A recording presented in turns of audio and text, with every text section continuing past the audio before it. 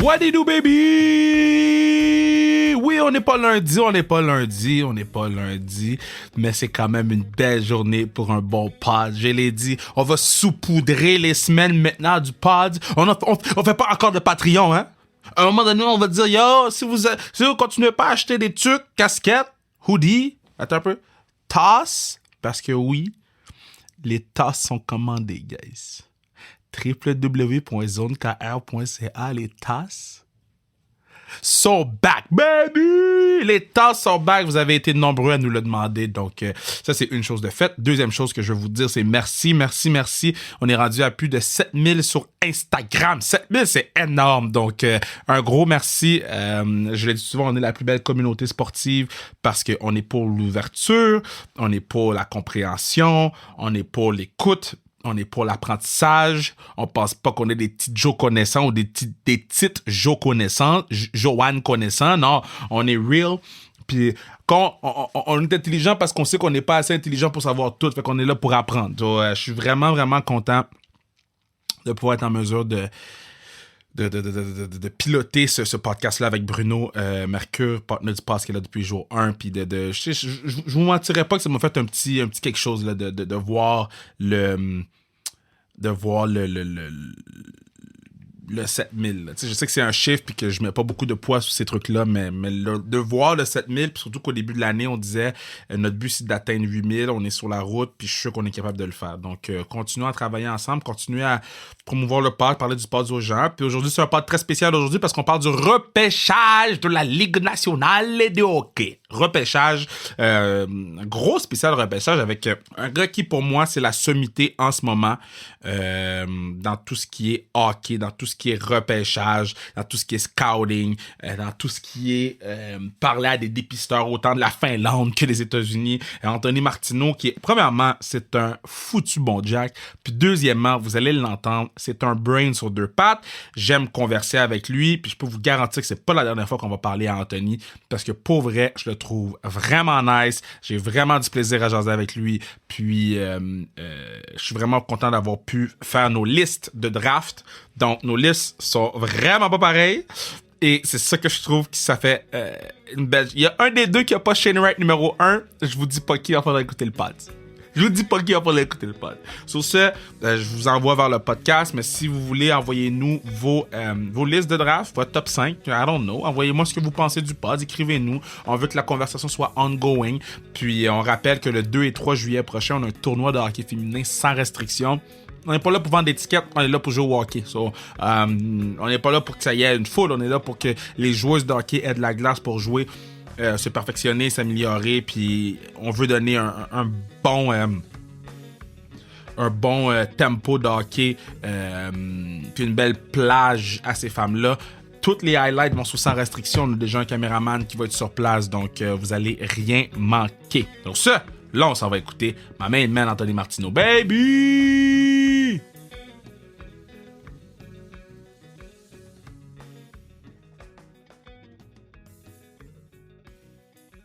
Très content de pouvoir vous offrir cette liste, ce preview du draft, parce qu'on sait qu'on l'a fait il y a 2 ans, on l'a pas fait l'année passée, on n'avait pas le temps. Mais là, on le refait. Là, j'ai quelqu'un que je pensais pas que c'était un aficionado comme ça, mais plus je le lis, plus je l'écoute, plus je me rends compte que les réponses sur le draft, c'est lui qui les a. Anthony Martineau, comment tu vas, boss? Hey, c'est trop de compliments. Salut, Kevin. Ça va très bien. Prends-les pendant ça passe. Parce que ça se peut qu'après, on dit nos listes, puis là, tu vas être comme Kevin Shook. Mais qu'est-ce que je veux faire avant toute chose, OK? Parce que, bon, le draft, toi, tu parles à beaucoup de scouts, tu parles à beaucoup de gens. Mais avant toute chose, je veux te lire mon top 10 de quand j'avais fait le show du draft il y a 2 ans. OK. Puis je veux que tu me donnes une note, une lettre, là, A, B, C, D, E ou Z, OK? So, c'est bon, ça. J'aime ça. Vas-y. So, il y a 2 ans, okay, j'avais Alexis Lafrenière, numéro 1, Tim Stützle, numéro 2, Marco Rossi, numéro 3, Lucas Raymond, numéro 4, Quentin Byfield, numéro 5, Alex Holtz, numéro 6, Askarov, numéro 7, Lundell, 8, Perfetti, 9 et Jack Quinn, 10. C'est très intéressant. Honnêtement, j'aime beaucoup. Puis, tu sortais pas du cadre avec Lafrenière numéro un. Non. C'est toujours difficile de juger, Kevin, puis ça, tu seras probablement d'accord avec moi, là, mais un repêchage, 2 ou 3 ans même après, il faut attendre parfois 4, 5, voire même 6 ans pour vraiment juger de la pertinence d'un classement de repêchage. Et je m'explique. Avant les 2 dernières semaines, on semblait dire que Lafrenière, qui avait été laissé de côté en fin de saison, c'était vraiment loin de Tim Stutzle. Mais plus on regarde les séries éliminatoires, plus on comprend que le gars prend ses aises. Et chaque gars a une marge de progression, une marge d'adaptation professionnelle différente. Hein? Tu le sais, tu écoutes du hockey. Là, les gars s'adaptent tous différemment à la Ligue nationale. Donc, on va vraiment pouvoir dire dans 5 ou 6 ans qui de Lafrenière ou Stutzle, par exemple, a été le meilleur. Et j'inclus même Byfield, et j'inclus même Raymond. Ces gars-là ont tous énormément de potentiel, mais à savoir comment ils vont s'adapter, premièrement, à une nouvelle ligue, mais à une équipe aussi qui leur impose un système de jeu pour, dans certains cas, la première fois de leur carrière. Ça va dicter bien des choses. Mais le classement que tu as émis, moi, je te donne un 10 sur 10, premièrement, parce que tu es mon ami puis je t'aime. Ah, Puis my man! deuxièmement, C'est pas une bonne raison, parce non? que, non, ben, tu sais, non, ben, faut se le dire, on est d'un compliment en tant Ah qu'être là, oui. mais c'est Damn. surtout que il n'y a pas de, tu sais, de grosses surprises inacceptables. Ce sont tous des gars qui ont du talent. À savoir si l'ordre est le bon, ben, on va pouvoir s'en reparler dans quelques années, mais c'est très logique. Fait que, tu sais, moi, j'y vais vraiment avec. Je prends un échantillon. J'avais Seth Jarvis 11, juste le mentionner. J'avais Seth Jarvis 11. Ah, Seth Jarvis qui a un très bon début de carrière, Yeah. mais tu sais, ça, encore là, c'est très dur à prévoir, mais Jarvis performe très bien. Ouais. Donc, moi, comment je fonctionne, puis c'est comme ça que quand je coach au football, moi, c'est vraiment, tu mets le meilleur joueur disponible, tu le fais jouer. Je sais pas, moi, c'est comme ça que je fonctionne. Je sais qu'il y a beaucoup de gens, c'est pas comme ça qui vont faire leur recrutement, qui vont chercher leurs joueurs, mais moi, le meilleur joueur disponible à ce moment-là, tu vas le chercher puis tu t'arranges après. Donc, c'est comme ça que j'ai fait mon top 10. Je sais pas, toi, comment tu as fait ton top 10. J'ai fait exactement la même chose. OK, parfait. C'est sûr qu'on se pogne. Puis je pense qu'on va se pogner dès le numéro 1 parce que Pourquoi tu dis ça? Pourquoi tu dis ça? écoute, je t'ai entendu à JC, puis tu me l'avais dit avant de rentrer en onde, puis j'étais en auto, je revenais à Laval, puis j'ai dit, mais le partenaire va pas faire ça pour vrai. Puis je t'ai écouté à JC, puis j'ai pris des notes. J'ai pris des notes. Ah bon, mais là, c'est pas juste. Tu pars avec une longueur d'avance. Mais ton numéro 1, c'est pas Shane Wright. Ton numéro 1, je te laisse aller. C'est Logan Cooley. Mon numéro 1 est Logan Cooley. Et là, j'entends d'ici, de mon domicile de l'Épiphanie, les gens sursauter. Mais sursautez pas trop, s'il vous plaît, parce que selon moi, et je veux juste clarifier, là, on voit tous une game de hockey d'une façon différente, mais la façon que moi, je perçois Logan Cooley, dans les 3 zones, globalement, c'est le meilleur joueur de ce repêchage-là, et je m'explique. En plus d'être extrêmement dynamique, tu sais, on vend Shane Wright, on dit « Ah, c'est le sure shot du repêchage, c'est un gars complet et tout ça. » Et c'est vrai, Shane Wright est un joueur de hockey incroyablement polyvalent. Mais Logan Cooley, dans son territoire, c'est pas à cause que Shane Wright est bon que Logan est mauvais, là. Ça, les gens n'ont pas l'air à tous comprendre ça. Logan Cooley joue en désavantage numérique avec le programme de développement américain. C'est toujours le premier gars à se replier, gagne ses mises en jeu, a une lecture du jeu impeccable, bouge son bâton, coupe des passes, supporte le porteur de la rondelle. Et là, je vous parle de sa défensive parce que ça a l'air bien important pour classer qui est numéro 1. Mais offensivement, Logan Cooley, et ça, c'est quasi unanime. Là. Si on ne le classe pas numéro 1, on lui confère cependant le rang numéro 1 au chapitre du dynamisme. En attaque, là, c'est un tir incroyable. C'est des mains douces comme la soie. C'est un coup de patin fluide, mon gars. Logan était le gars sur qui on se basait pour transporter la rondelle en avantage numérique. C'était ton chef d'orchestre. Tu sais, j'ai entendu Kent Hughes parler de meneur. Shane Wright en est un. C'est incontestable. Mais sur la patinoire, quand je regarde un match de hockey, Logan Cooley, pour ma part, est un plus grand meneur que Shane Wright. En termes de hockey seulement. Dans le vestiaire, Kevin, je le sais pas. Je suis pas là. Mais sur une patinoire, le plus grand meneur des deux, pour moi, est Logan Cooley. Sans rien enlever à Wright, que j'adore en passant. C'est important de le préciser, ça. J'ai amené ma perspective qui est différente de la tienne par rapport à Shane Wright. Oui, je t'ai vu couler plus jouer que moi naturellement. Moi, je me base sur des clips, je me base sur le championnat du monde des moins de 18 ans, je me base sur, Ouais. j'aurais aimé ça le voir au championnat du monde des moins de 20 ans, mais tu sais quoi, il y a eu 1 point, 1 match, puis après ça s'est arrêté. Bon. Shane Wright, à tous les gens à qui je parle, tous les joueurs à qui je parle, qui ont joué avec lui, qui le connaissent, qui l'ont dans le groupe chat, tous les gars qui côtoient Shane Wright me disent « Kev, il n'y a même pas de discussion, OK? C'est le meilleur joueur, à part Connor Bedard, OK, qui était là sur la patinoire avec eux. C'était le meilleur joueur sur la patinoire, Shane Wright. Quand ça? Au championnat mondial junior? Au championnat mondial avec le plus de potentiel. Je vais dire ça comme ça. J'ai pas bien dit parce que je sais que McTavish était all that, my bad. Ken Johnson était all that, my bad. Mais avec le plus de potentiel. J'ai parlé avec Elliot Desnoyers sur le pass. Il me disait, yo, le patinet, il se couche à 8 heures, hein? Le patinet, il boit des tisanes. C'est un leader. Il nous mène dans la chambre. Et sur la patinoire, chaque fois que je le regarde jouer, il y a une quiétude sur la glace qu'on a besoin à Montréal. Il calme les choses.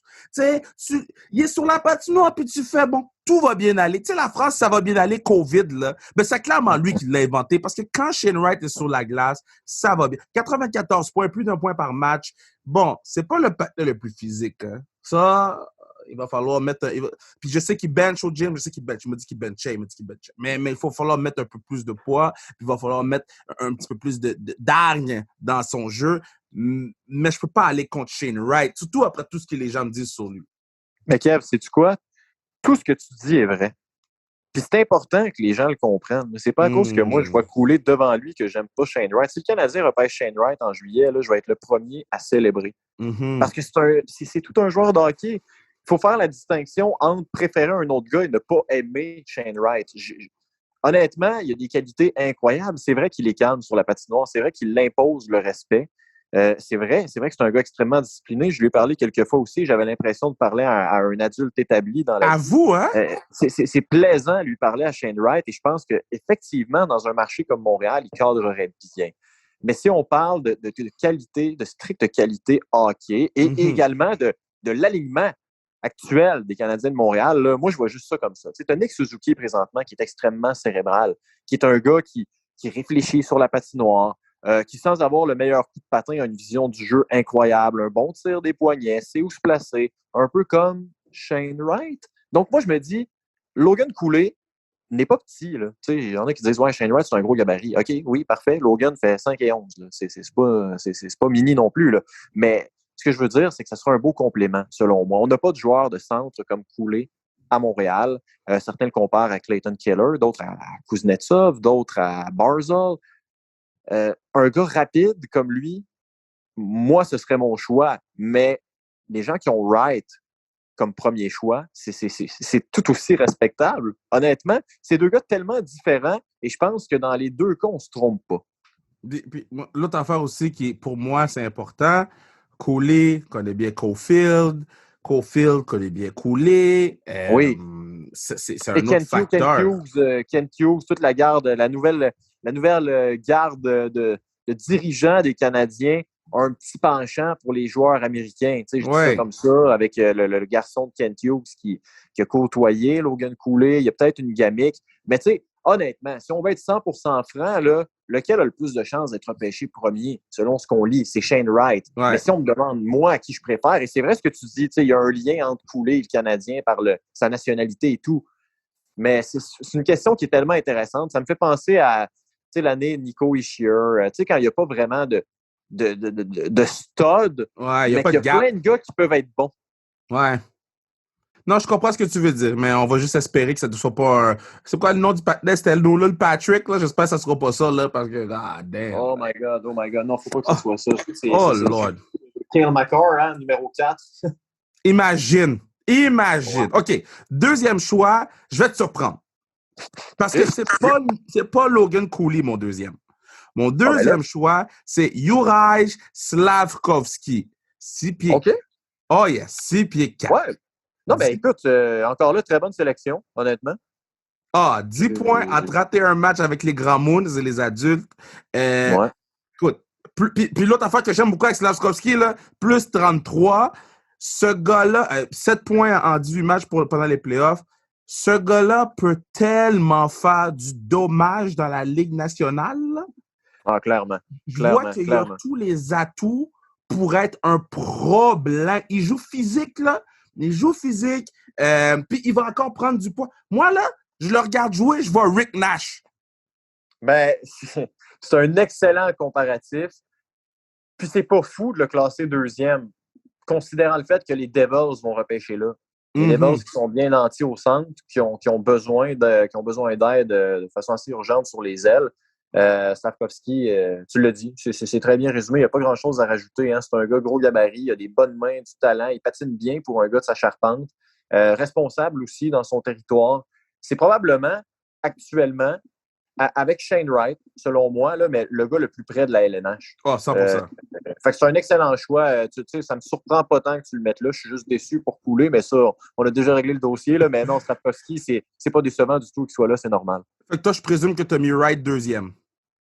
Ouais, moi, en fait, j'ai coulé premier, j'ai Wright deuxième, et j'ai Slavkovski en 3. Est-ce que toi, ton troisième est coulé? Oui, mon troisième, c'est coulé. Okay. Je vais juste rajouter quelques trucs sur Cooley. Ça va à Minnesota Duluth. C'est une très belle université, mais c'est Minnesota. Comment tu le trouves, toi? Moi, je l'aime beaucoup parce que c'est le centre 2.0, je trouve. Ouais. Je trouve que c'est le nouveau joueur de centre de la Ligue nationale de hockey. J'aime beaucoup son plus 38 aussi. Il est très bien fait au championnat du monde des moins de 18 ans. Il était dominant, mais c'est ça. Entre Shane Wright puis lui, moi, mon cœur penche peut-être plus vers Shane Wright. Puis rendu où on est avec ces deux-là, c'est plus une question de philosophie et as-tu un penchant émotionnel vers la personne? Parce que sur la glace, Logan Cooley, puis l'autre affaire que j'aime avec Logan Cooley, ça, c'est une affaire que pour moi, c'est très important, puis je reprochais ça à Byfield. Logan Cooley est vivant. Il marque un but, il est content. Oui. Un coéquipier marque un but, il est content. Ça, là, pour moi, un gars vivant sur la patinoire, ça galvanise comme Caulfield. Quand Caulfield score, là, il est tellement content que t'es sur le banc et t'es comme, OK, on s'en va chercher un autre. C'est contagieux. C'est contagieux. Puis t'as tellement raison là-dessus. Écoute, j'ai joué au hockey, je joue encore au hockey. Avant d'être, puis d'après moi, tu vas être d'accord, là, mais avant d'être des chroniqueurs, des journalistes, des animateurs, des commentateurs, on est des passionnés. Exact. Puis ce qui est le fun de faire notre travail, c'est de voir des gars qui ont envie de jouer au hockey, de s'amuser, de célébrer. Puis le terme, là, c'est ça, c'est contagieux. Voir dans le temps, là, écoute, c'est ce qui me vient en tête présentement, là, puis là, je compare pas Wright à ce gars-là, pas du tout, là, mais dans l'attitude, tu sais, Pacioretty, là, il a eu une solide carrière à Montréal. Hey, 5 saisons de plus de 30 buts, ça a été le meilleur buteur des dernières années, des 15 dernières années à Montréal. Mais j'avais pas de fun tant que ça à le regarder. Parce qu'il est plate. Parce qu'il est plate à mort. Ça veut-tu dire qu'il n'a pas rendu de fiers services aux Canadiens? Absolument pas. Vraiment pas, même. Mais tu sais, quand tu as l'occasion d'avoir justement un Caulfield qui, en plus d'être un bon marqueur, capote sa patinoire, qui est content d'être là, c'est vendeur, puis c'est le fun d'aller au Centre Bell pour voir des gars comme ça. C'est le fun de porter son numéro dans son dos. Ben, c'est ça. C'est juste ça. En tout cas, moi, là... OK, c'est au numéro 4. Là, je présume que là, ça va commencer encore plus à se séparer, nous deux, mais moi, j'y vais avec, selon moi, le meilleur défenseur du draft, David Jiricek. Moi, là, lui, il est plate. Il est plate. Plate. Mais il est bon. Puis c'est tout ce que j'ai besoin d'un défenseur. Plus 49. 11 points en 29 matchs. Oui, il y a eu une blessure, puis je sais que quand tu veux repêcher quelqu'un, tu t'espères qu'il ne se blesse pas. Mais I guess le partenaire va être correct, OK? Sauf que moi, j'y vais avec David Jiricek. C'est un excellent choix. Moi, j'y vais avec Nemec, personnellement, que je considère comme étant le défenseur au plafond le plus élevé. Mm-hmm. Puis j'ai parlé justement à des recruteurs tout au long de la saison. Puis certains, c'est drôle, certains, quand ils repêchent en première ronde, disent on y va pour la valeur sûre. D'autres disent on y va pour le plafond le plus élevé. Dans le cas de Nemec, beaucoup moins complet que Jiricek. Mais quand même, je le considère beaucoup plus à l'aise offensivement. Et c'est quand même une 4e sélection au total. Donc, tu veux un défenseur qui va t'en donner dans les 3 zones. Et dans le cas de Jiricek, c'est pas vrai qu'il va pas t'en donner offensivement. Là, il y a un boulet de canon, mon ami. Là, il y a une bombe. Mais c'est un jeu plus simple. C'est une bonne première passe. C'est un gars qui est capable d'être très physique. Nemec, c'est un gamer. Il va appuyer l'attaque, il va vouloir la rondelle, il va célébrer ses buts. Tu sais, on parlait tantôt de passion, là. Il va célébrer ses buts, le genou sur la glace et tout ça. Mais rendu là, c'est un peu comme tu as dit plus tôt, question de philosophie. Moi, j'ai Jiricek tout de suite après Nemec. Okay. Et j'ai parlé d'ailleurs à Jiricek en décembre. Quel bon gars! Quel bon gars! Ça a l'air, hein? Honnêtement, là, il parlait à peine anglais. Mais il a trouvé le moyen de me faire rire, je pense, le 3/4 de l'entrevue parce que c'est un bon vivant. Tu sais, un bon Jack. Là. Ouais.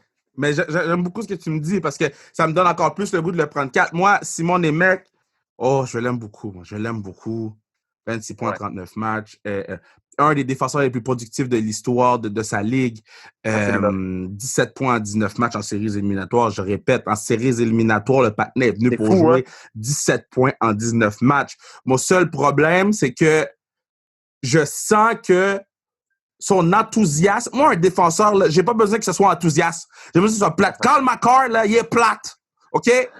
Romanio aussi, il est plate. Moi, attends, tu trouves plate? Tu trouves Cale Makar plate? Non, mais il est... Non, OK, attends, je veux juste bien dire mon affaire, OK? Ouais, j'aimerais ça que tu spécifies, s'il te plaît. Oui, attends, c'est le fun à regarder jouer. Mais quand tu écoutes Cale Makar parler, là, le patinet est plate. Quand tu le regardes sur le banc, le patinet est plate. Quand il marque un but, c'est avec... On sait même pas s'il a marqué le but tellement qu'il s'élève pas, OK? Moi, j'ai besoin d'un gars plate en défensive parce que c'est ma dernière ligne avant d'aller vers le gardien de but. Mon dynamisme, là, je le veux en avant dans mes attaquants. En défensive, j'ai besoin des bodyguards. J'ai besoin des bodyguards que... Je sais qu'est-ce qu'ils mangent le matin, qu'est-ce qu'ils mangent le midi, qu'est-ce qu'ils mangent le soir parce que c'est probablement la même chose. Fait que toi, t'aimais beaucoup chez Weber. Écoute, j'aimais mieux Piqué Subban, puis là, je dis ça parce que Piqué Subban, that was my bro, il était black, ça c'est le numéro 1. Puis numéro 2, c'était le fun parce qu'il sortait du lot, fait que j'étais attaché à lui. Par contre, Piqué Subban nous a mis dans le problème souvent, OK? Ça, t'as raison. Mais as-tu déjà vu Cale Makar au banc en série? Il mange des biscuits, c'est lui, je le trouve quand même divertissant, Cale Makar. C'est vrai que dans ses entrevues, ça, je te le donne, c'est pas le plus, démonstratif. Exact. Mais je trouve que sur la patinoire, c'est une bonne combinaison entre, justement, on parlait de nouvelle génération tantôt, là, efficacité offensive et défensive à la fois. Il est capable de sortir de tous les problèmes avec sa vitesse. Et là, je ne compare pas du tout Nemec à Makar, là, mettez-moi pas des mots en bouche. Mais il y a moyen de trouver un juste milieu. Jiricek, moi, je ne suis pas scandalisé du tout quand les gens le placent devant Nemec. Là, encore là, c'est plus une question de goût personnel.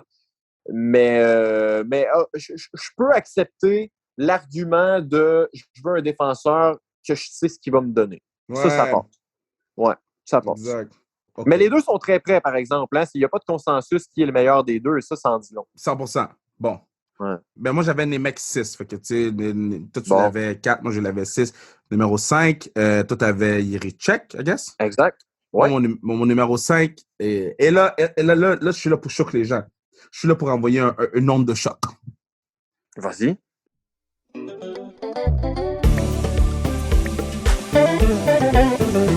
C'est à ce moment-ci que je vous dis que vous pourriez assurer la pérennité du pod en achetant dessus. Qu'est-ce que tu te dis?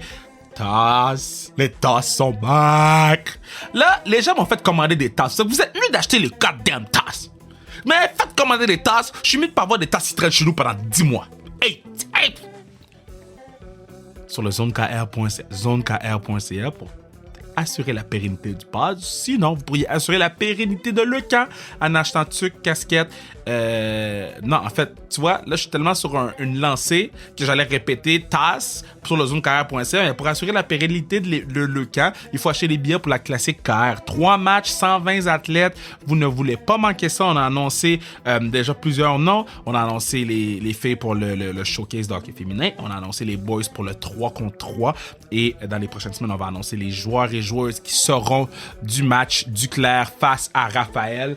Le trophée est devant moi en ce moment. On s'en va mettre le nameplate de Mathieu Joseph cet après-midi.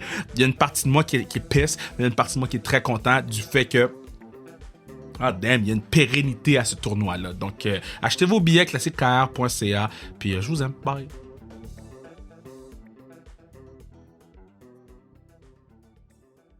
Et là, je suis là pour choquer les gens.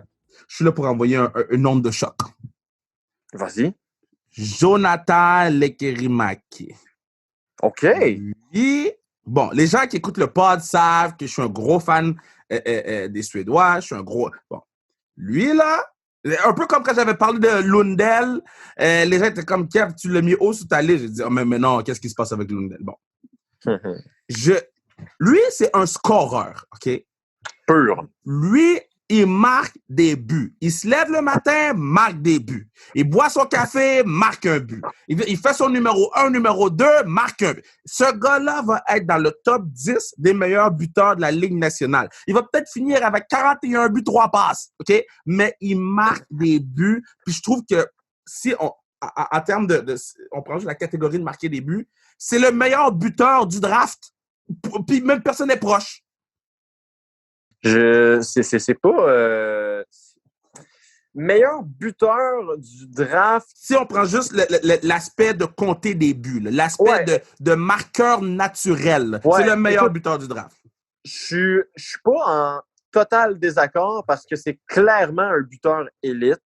Je pense qu'il va entrer en grande compétition au chapitre des buts marqués avec Joachim Kemel, pour ma part, qui est un gars affamé en zone offensive. Qui est un gars qui se compare lui-même à... Désolé, un petit chat dans la gorge. Qui se compare lui-même à Alexander Ovechkin. Mais c'est quand même deux gars différents. Kemel va marquer beaucoup en tirant sur réception, en restant à l'extérieur des points. Puis moi, je préfère voir Kemel jouer à l'intérieur, mais Lekerimaki est un gars qui attaque le filet, qui a un bon tir des poignets. C'est deux gars différents, mais je pense que c'est deux gars qui vont se battre pour la tête des meilleurs buteurs. Mais Kemel, tu peux pas le truster. Kemel, dans sa zone, tu peux pas le... Quand il est sur la glace, tu peux pas le... Lekerimaki, lui... Il est fiable. Il est fiable défensivement, un plus 18. Ce gars-là va prendre soin de la rondelle. Il va pas faire des revirements. Kemel, là, je l'ai devant moi sur ma liste, mais je pense que je vais le descendre. Il est pas fiable. Il est pas fiable défensivement. Non, mais il est pas fiable. Mais tu sais, en bout de ligne, si on parle de, tu sais, sur le strict plan des buts marqués, je pense qu'il faut quand même considérer Kemel. Il ne faut pas oublier son début historique en Liga. Puis là, il y a eu des blessures après ça et tout, mais tu ne connais pas un début de saison comme il a connu par hasard. Après ça, je sais qu'il a été décevant sur des grandes patinoires. Il avait l'air à se perdre de temps en temps. Son temps de jeu, ça, c'est à prendre en considération cette année, là. Okay. Il y a des matchs où il jouait plusieurs minutes, d'autres matchs où il jouait à peine. Est-ce qu'il a été totalement remis de sa commotion cérébrale, sa blessure à l'épaule? C'est plein de questions, mais ce que je sais, c'est que ce gars-là sait marquer des buts. Et je vais citer le défunt Bob Bissonnette, mais les marqueurs naturels, c'est de l'or en barre. Hey! Hein? Hey! Ouais. Toi, avec qui? Donc, toi, t'avais... Fait que c'est numéro 6 que je suis rendu pour toi? Oui, j'avais Kemel en 6. OK, t'avais Kemel. OK, c'est ça. On a tous pas mal les mêmes joueurs, mais placés différemment. Parce que moi, tu vois, Kemel, je l'avais en 7. Je vais le laisser en 7 parce que, bon, c'est vrai, t'as raison. C'est un marqueur naturel comme Kemel. Faut que je le laisse tranquille dans sa zone. Mais il faut que le patinet améliore ça. Il n'est pas NHL ready pour ça, pour moi. Parce que dans la Ligue nationale, ça fait encore plus mal, les revirements. Et lui, c'est une machine à revirement. Non, mais c'est vrai qu'il doit améliorer son jeu défensif. Ça se travaille, ça. Marquer des buts, c'est très dur à attendre rendu à 17-18 ans. Donc oui, il va devoir mettre du temps là-dessus, là, mais clairement, il y a le talent, mais clairement aussi, il y a des défauts. OK, fait que là, dans le fond, on a pas mal parlé de tout notre top 7, à moins que tu aies une surprise dans le top 7. J'ai pas de... Ben, ça dépend. Tout le monde a son top, son top à lui, donc moi, mon 7e...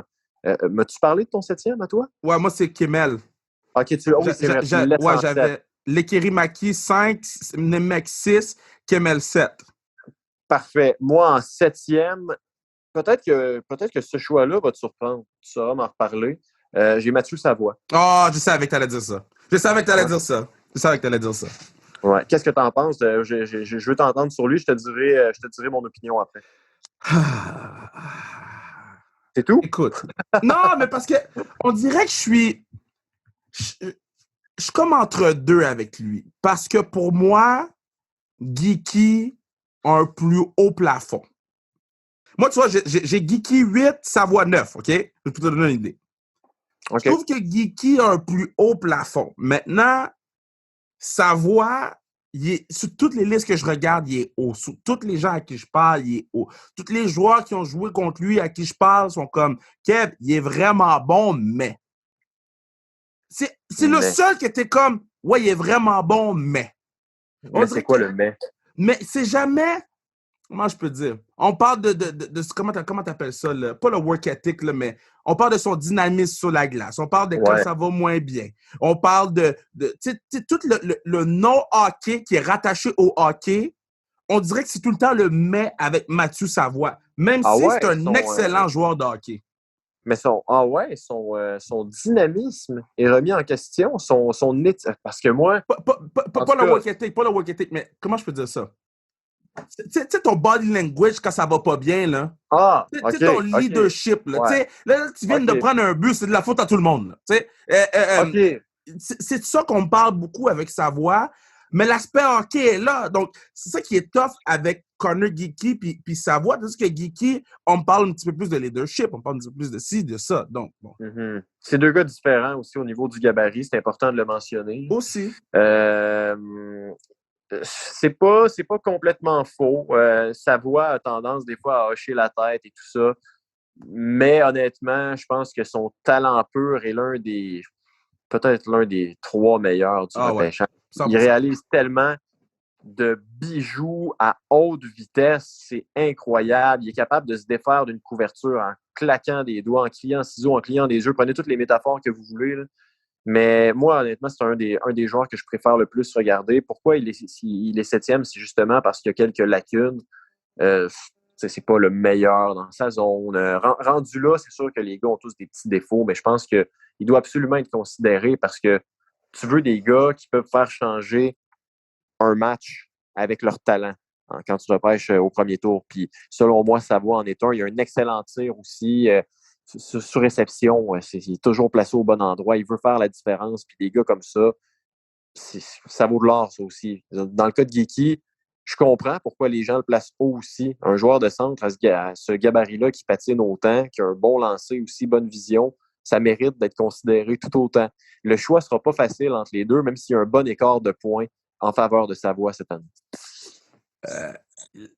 Je veux pas que les gens disent que je suis contre Savoie. Là. J'aime beaucoup Savoie, je l'aime beaucoup sur la patinoire. Je vous dis juste que c'est les petites choses que moi, quand je suis un coach... Tu sais, moi, là, quand je coach au football, là, OK? Ouais. Qu'est-ce qui est sur le terrain, je peux le voir sur le tape. Moi, là, la raison pourquoi je vais voir un joueur, là, c'est pour le voir sur le banc. C'est pour voir sa réaction quand il sort du terrain. C'est pour voir comment... Est-ce que c'est le premier à donner de l'eau à son coéquipier? Moi, c'est pour ça que je me déplace pour aller voir un joueur. Le terrain, tu le vois sur le tape. Les buts, les passes, tout, tu le vois sur la patinoire. Mais quand il arrive au banc, est-ce qu'il frappe la porte? Est-ce qu'il tape son stick? Puis c'est ça que moi, je trouve encore plus important quand... Puis moi, c'est personnel à moi, mais c'est ça que je trouve le plus important quand je fais ces listes-là. C'est ça. Non, mais c'est légitime. Moi, je trouve pas ça si pire dans son cas. Je sais qu'il y a eu quelques écarts. Ça reste un gars de 17 ans qui a eu une grosse année avec le stress, qui a toute la pression du monde sur les épaules. Mais tous les autres gars, c'est la même chose. Donc, c'est pas une excuse. C'est juste que les gars vivent tous ça différemment. Ouais. En tout cas, talent pour talent, je pense qu'il y a consensus. Là, il est très bon. On verra ce que les années vont lui faire au niveau de la maturité, mais je pense que la base, là, la base est là. Ouais. Puis toi, t'avais qui? T'avais Savoie 8, puis t'avais... J'avais Savoie 7. En 8e place, j'avais un autre produit du programme de développement américain, Cutter Gauthier. Oh, tu l'as high! Oh! Ouais. Je sais que la centrale de la LNH, je l'ai mis très haut aussi. Puis je suis pas tombé en bas de ma chaise. Très bon gabarit. Un bon patineur malgré ce gabarit-là, puis surtout un tir des poignets, mon ami. Là. Et il fouette une rondelle il fouette une rondelle comme le boulanger fouette sa pâte, honnêtement. C'est débile. C'est débile. Puis on parle de marqueur naturel. Cutter Gauthier n'est pas piqué des verres non plus. Là. Ouais, non, lui, là, c'est un projet, là. Tu sais, quand tu décides de bâtir une maison, là, t'achètes le terrain puis t'es comme, tu sais quoi, quand je vais avoir l'argent, je vais mettre des briques, là. Faut que je dynamite la roche. Je dynamite la roche, je reviens dans 2 ans. Lui, là, il est pas NHL ready, pas tout, là. Mais les bases, sont là. Les bases sont là. Oh là là là là. Oh, je suis tellement content que tu me parles de lui parce que je l'avais vraiment plus bas sur ma liste de complète, mais je l'avais en première ronde, puis je suis content que tu le mentionnes. Puis s'il est disponible, tu vois, j'avais ma note ici. S'il est disponible par miracle au 29e rang, les Canadiens sont bien mieux d'aller le chercher. Je pense pas qu'il va être disponible. Écoute, il est classé 3e nord-américain par la centrale. Ouais, mais Cofield, il était classé high aussi, puis il a drop. Non, mais t'as raison. Mais honnêtement, je serais subjugué que Cutter Gauthier soit toujours disponible au 29e rang. Écoute, peut-être glisser top 15, là. Peut-être. Ouais. Encore là, il y a beaucoup de questions de perception personnelle. Moi, je l'ai 8 parce que j'aime beaucoup ce qu'il donne globalement sur une glace, là. Mais oui, s'il est toujours disponible à ce rang-là, il faut sauter dessus. Là. Mais ça m'étonnerait beaucoup qu'au 29e rang, il y ait un gars comme Cutter Gauthier qui soit encore assis dans les gradins à songer les ongles. Moi, j'ai dit, s'il est disponible par miracle, oui, j'ai écrit ça live, par miracle, moi, je t'ai dit, je suis fan déjà de lui, je l'aime beaucoup. Puis, puis si Luno est disponible, le partenaire Gatineau est disponible, puis le Canadien le prend pas, je dis ça au 29e rang, en tout cas, bon. Moi, mon 9e, c'était Matty Savoie. Toi, c'était qui? Moi, j'avais Lekkerimäki, écoute, tout juste derrière Gauthier, parce que, selon moi, ces deux gars similaires dans leur façon de jouer. J'ai un petit penchant pour Gauthier, mais c'est vraiment comme minime. 2 buteurs purs au gros gabarit. Voilà. Pour mon 10e, j'ai été avec un coup de loterie. Oui. Écoute, est-ce que je peux essayer de deviner? Oui. Je me doute, mais c'est peut-être pas ça. Est-ce que tu as été avec Brad Lambert, par exemple? Écoute, j'avais Brad Lambert toute la journée. Toute la journée, il était à cette position-là. Ah ouais? Toute la journée, il était à cette position-là. Et c'est avant qu'on rentre pour le pod que je l'ai changé. Ben ouais, je l'ai mis 11. Ouais. Je l'ai mis 11. OK. Parce que, puis j'aime beaucoup, je l'adore. Puis je te dis, toute la journée, t'as dit. Pavel, puis je sais pas comment dire son nom, mais Mintyukov. Bon, regarde. On sait de qui tu parles. Lui, là, c'est une loterie. Là.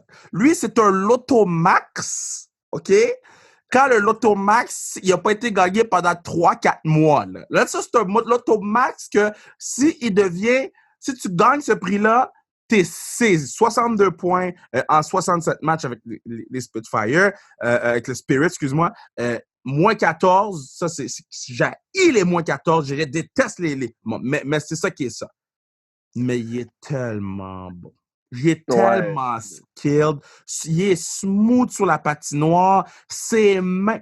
Comme lui, là, c'est un serpent. Il est mesmerizing. C'est serpent à sonnette, bro. Je sais pas si c'est ça, les serpents qui hypnotisent les gens, goddamn. Mais ce kid-là, tu peux pas être contre lui, man. Il est excellent. Puis il est sous-estimé. On en parle beaucoup trop peu. Si ça peut te rassurer un petit peu, parce que je suis aussi là pour ça, hein, Kevin, tu sais, quand ça va pas, toujours là, mais moins 14, là, ça dit pas tout. Dans quel genre d'équipe tu joues, dans quel genre de situation tu es employé, contre quel trio tu évolues. Il y a plein de facteurs. Mais globalement, c'est un gars qui est très bon partout. C'est tellement fluide, tu l'as dit. Un serpent. Puis toi, avec qui 10? Au 10e rang, moi, j'avais Connor Geeky. Comme on le disait, joueur de centre de gros gabarit qui peut t'en donner. Puis j'ai vu que Simon Boisvert, alias le Snake, lui, le classé numéro 1, puis défendait sa candidature bec et ongle. Ça me scandalise pas parce que ça se peut. Ça se peut. Numéro 1 du draft? Ouais. Ben, moi, ça me scandalise, là, ma bad. Là. Non, mais moi, je le mettrais pas là du tout, mais oui, il y a une marge, là, je suis d'accord avec toi, mais moi, ce serait pas mon choix numéro 1, loin de là. Mais ce que je veux dire, c'est que quand tu as un joueur de centre de 6 pieds 3, 6 pieds 4, qui a des aptitudes comme Connor Geeky, ça peut vraiment être un coup de circuit. Donc, au 10e rang, je pense que c'est très safe. Connor Geeky, c'est Ryan Getzlaf. Moi, c'est ça mon comparatif. Ouais, Ryan Getzlaf, Malkin, des joueurs de centre élancés, qui patinent bien, qui ont des bons lancers, qui vont chercher des rondelles libres. C'est un peu ça. Écoute, ce qui est un peu ça, c'est que c'était un peu très bon ce qu'on a parlé aujourd'hui. Il va falloir qu'on refasse ça. Ça soit une tradition. Le show du draft avec avec AM, puis ATM. Ça s'appelle ATM maintenant, ATM Machine, parce qu'à chaque fois que tu passes, c'est straight cash, homie. Fait ATM Machine, puis KR sur le pod, parce que pour vrai, c'était vraiment, vraiment nice. Puis tu m'as donné aussi des indications que j'avais pas sur certains joueurs, puis je trouve ça nice aussi. Là. Vice-versa, honnêtement, c'est toujours plaisant de parler avec un gars qui écoute du hockey, qui a des opinions tranchées, qui est prêt à les défendre. Puis pour vrai, j'ai trippé aussi n'importe quand. T'as besoin de moi jour et nuit. Ben non, peut-être pas la nuit, j'ai un petit garçon, faut que je dorme un peu. Mais je te dirais, entre 5 le matin puis minuit le soir, je suis dispo. Damn, il se lève à 5, bro. Il se lève à 5. Ben, c'est important de se lever tôt. Si je veux avoir le temps de faire mon entraînement quotidien, sinon, tu sais, il y a les obligations familiales et tout. Il faut faire des sacrifices, des fois. Mais pour vrai, c'était vraiment, vraiment nice. Puis c'est sûr qu'on refait ça. Puis on va te suivre. Tu sais, j'encourage tout le monde à aller te suivre puis à aller lire tes articles. Moi, je te dis, là, moi, j'étais vraiment behind cette année avec le draft, tout, parce que avec toutes les restrictions, les pushs, repartir la saison, arrêter la saison. Puis c'est quand même long, là, faire ta liste. Là, les gens ne comprennent pas, mais c'est pas juste d'aller écouter ce que les gens disent puis après ça faire une liste. Il faut quand même que tu regardes parce que, comme j'ai dit, moi, je veux voir le joueur. Je veux pas que Patnet de SportsCenter ou que même toi, tu me dis lui est bon, puis après ça, je m'en vais le voir jouer, puis moi, il ne fit pas dans mes valeurs de hockey ou dans ma philosophie de hockey. Donc, moi, j'encourage tout le monde à aller lire. Puis juste un joueur là, que je n'ai pas nommé, OK? Mais que pour moi, je vous dis, guys, je serais pas surpris qu'il sorte high. Nazar. Je serais pas surpris. Ouais. Quel patineur, c'est juste qu'il y a des impondérables avec lui. Mais pour moi, là, oh là là là là là. Un petit tannant comme ça, là? Ah non, c'est un tannant, c'est vrai. C'est un grand patineur de bonne main. Il n'hésite pas à couper au filet pour créer des jeux. Il va dans le trafic. Il est fatigant. Il pourrait sortir top 10, que ce ne serait pas tant surprenant. Exact. Mais c'est tout ce qui est le fun cette année, Kevin, c'est que ce repêchage-là, il n'y a pas tant de certitude. Ce n'est pas nécessairement négatif. Ça veut dire que, contrairement à tous ceux qui disent que ce n'est pas une grande cuvée, pour moi, ça peut être une très bonne cuvée. Ben oui. C'est juste, sans nécessairement qu'il y ait de stud, il peut avoir plein de bons joueurs qui vont changer l'allure de l'équipe qui va les repêcher. Puis en bout de ligne, c'est ce que tu veux quand tu repêches. Puis je pense qu'en 2022, cette année-là, les 15 premiers joueurs, c'est excellent. Hey, un énorme merci encore. Puis bonne fin de déménagement, bro. T'es très gentil. Puis oublie pas, n'importe quand. My man. Très, très cool, man. Ce pod, très, très cool. Puis tu sais, je sais que nos pods hockey, c'est des trucs qui viennent vous chercher un petit peu plus. Je sais pas. Pas ce qui viennent vous chercher, mais on m'en parle beaucoup. Tu sais, hey, on aime ça quand vous faites des contenus hockey. On aime ça quand vous faites des contenus hockey. Allez-y, tu sais, faites-en plus, si, ça. Donc, je suis vraiment, genre, content de pouvoir offrir cette possibilité-là. Là. Donc, très, très, très content de pouvoir faire ça. Très content de pouvoir avancer avec vous. Très content d'avoir atteint quelques-uns de nos objectifs, que ce soit la tasse, que ce soit le 5000, le 7000 abonnés sur Instagram. Notre but, c'est 8000, mais c'est quand même beaucoup. Puis, j'ai très, très hâte aux prochaines étapes. T'sais. On s'implique avec le rugby. Là, on s'implique avec le hockey féminin, avec le tournoi, tout, avec le showcase d'hockey féminin. On va avoir notre équipe sans restriction. C'est une autre chose qu'on voulait et qu'on va avoir. Puis là, je viens de finir un meeting assez fou, puis l'annonce va sortir un jour, mais je vais pas dire c'est quoi avant, par respect, mais tu sais, on est en position pour aider des gens, puis c'est grâce à vous. Puis je suis vraiment, vraiment choyé de pouvoir être dans cette position-là. Grâce à vos achats, grâce à tout ce que vous faites, en fait, man, vous êtes phénoménal. Genre, continuez, nous supporter. Je niaisais au début, j'ai pas envie qu'on soit un Patreon, j'ai pas envie d'avoir besoin de le faire. J'ai pas envie, man. Puis j'ai pas envie parce que notre contenu, il est pour tout le monde, puis il est disponible pour tout le monde. Si quelqu'un écoute pas nécessairement tous les podcasts, mais il en écoute 5 parce qu'il y a 5 podcasts qui lui plaisent, bien pour moi, ça vaut la peine. Chaque écoute vaut la peine. Tout le monde. Chaque follow vaut la peine, tout le monde. C'est pour ça qu'on répond à tout le monde sur la page Instagram de Sans Restriction. C'est pour ça qu'on reposte les bets. C'est pour ça qu'on essaie de... Tu sais, vous êtes vraiment important pour nous. Puis, man, on vous aime. Je suis vraiment choyé, puis je suis content. Puis, yo, on to the next one, man. On to the next pod du lundi. Gros pod avec Annie Larouche. Qui s'occupe de Montréal Alliance, la nouvelle équipe de basketball. Puis j'ai hâte que vous l'écoutez parce qu'il y a beaucoup de gens qui ne savent même pas qu'il y a une équipe de basket à Montréal. Donc, j'ai hâte que vous l'écoutez. Donc, je vous remercie Anthony Martineau pour le pod. Un gros merci. Je t'aime. Puis, c'est sûr qu'on refait un podcast très, très, très bientôt. Puis, sur ce, je m'en vais me coucher.